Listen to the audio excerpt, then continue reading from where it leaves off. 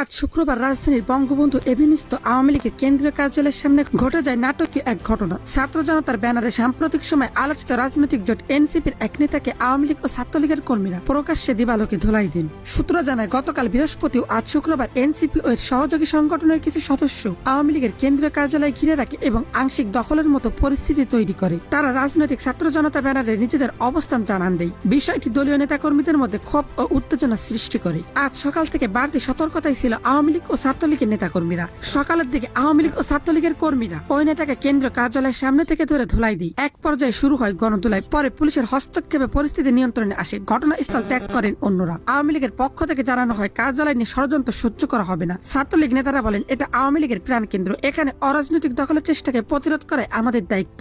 বিশ্লেষকদের মতে ছাত্র জনতা ব্যানারে আড়ালে রাজনৈতিক শক্তি সঞ্চয় করে নতুন মোড় নিতে চাইছে একটি মহল। তবে আওয়ামী লীগের তৎপরতা সেটি ধাক্কা খেয়েছে। দর্শক, আওয়ামী লীগের এই সাহসী মনোভাবকে আপনি কিভাবে দেখছেন? আপনার মতামত জানান কমেন্টে।